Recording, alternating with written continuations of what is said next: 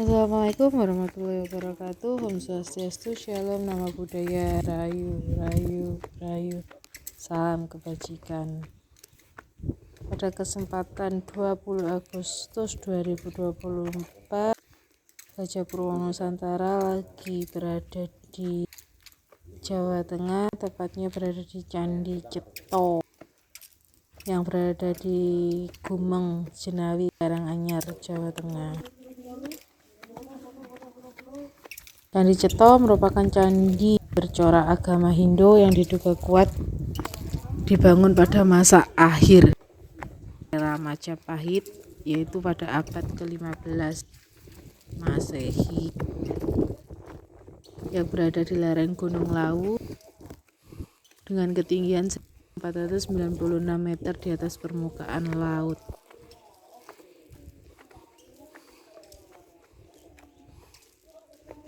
Berdasarkan laporan ilmiah pertama mengenai Candi Ceto dibuat oleh Van de Vels pada tahun 1842.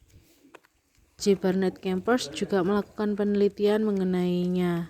Sedangkan ekskavasi atau penggalian untuk kepentingan rekonstruksi dan penemuan objek terpendam dilakukan pertama kali pada tahun 1928 oleh Dinas Purbakala Hindia Belanda.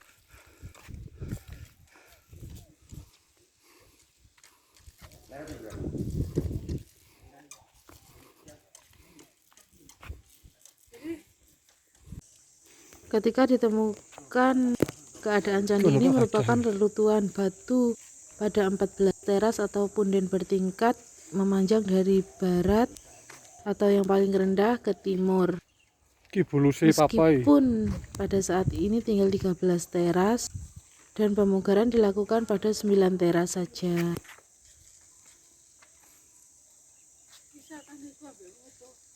Strukturnya yang berteras-teras atau punden berunda memunculkan dugaan akan sinkretisme kultur asli Nusantara dengan Hinduisme. Dugaan ini diperkuat oleh aspek ikonografi. Bentuk tubuh manusia pada relief-relief menyerupai wayang kulit dengan wajah tampak samping tetapi tubuh cenderung tampak depan. Penggambaran serupa yang menunjukkan ciri periode sejarah Hindu-Buddha akhir ditemukan di Candi Suko.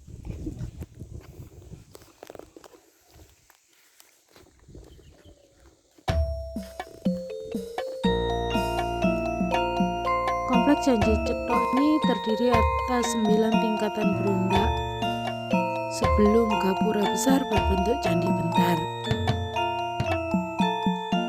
Pengunjung mendapati 2 pasang arca penjaga. Teras pertama setelah gapura masuk yaitu teras ketiga merupakan halaman candi dan teras kedua masih berupa halaman. Sedangkan pada teras ketiga terdapat petilasan Ki Ageng Krincing Wesi atau leluhur masyarakat Desa Ceto. Sebelum memasuki teras kelima atau teras ketujuh, pada dinding kanan gapura terdapat inskripsi tulisan yang terdapat pada batu dengan aksara Jawa kuno dan berbahasa Jawa kuno yang berbunyi Piling Pandamel Irikang Buku Tirta Sungai Hawakira ya hilang sakakalanya Ikukoh Anut Iku 1392. Tulisan ini ditafsirkan sebagai fungsi candi untuk menyucikan diri atau ruat, dan penyebutan tahun pembuatan gapura itu yaitu 397 Saka atau 475 Masehi. Di teras ketujuh terdapat sebuah tataan batu mendatar di permukaan tanah yang menggambarkan kura-kura raksasa atau diduga sebagai lambang Majapahit atau Surya Majapahit, dan simbol Paulus atau penis atau juga alat kelamin laki-laki sepanjang 2 meter dilengkapi dengan hiasan tinggi bertipe angkalang. Kura-kura adalah lambang dari penciptaan alam semesta, sedangkan penis merupakan simbol penciptaan manusia. Selain itu terdapat penggambaran hewan lain seperti mini, katak, dan ketang. Simbol-simbol hewan yang ada dapat dibaca sebagai Surya Skala, berangkat tahun 373 Saka atau 451 Masehi. Pada aras selanjutnya dapat ditemui jajaran batu pada dua dataran bersebelahan yang memuat relief cuplikan kisah Sudamala. Kisah ini masih populer pada kalangan masyarakat Jawa sebagai dasar upacara ruatan. Dan dua aras berikutnya memuat bangunan-bangunan pendapa Majapahit, bangunan-bangunan pendapa yang mengapit jalan masuk candi. Sampai saat ini pendapa-pendapa tersebut digunakan sebagai tempat pelangsungan upacara-upacara keagamaan. Dan pada aras ketujuh dapat ditemui dua arca sisi utara dan selatan. Di sisi utara merupakan arca Sabda Kalon dan di sisi selatan Naya Genggong.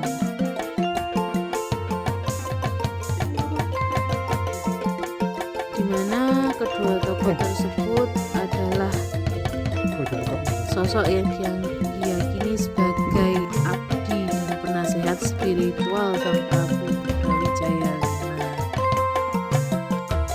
Pada aras ke-8 terdapat arca Palus atau disebut Kunto Bimo sisi utara dan arca Sang Prabu Brawijaya V dalam wujud Mahadewa.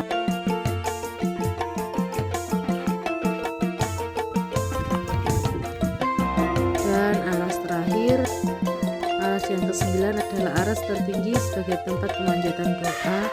Di sini terdapat batu berbentuk bangunan terus.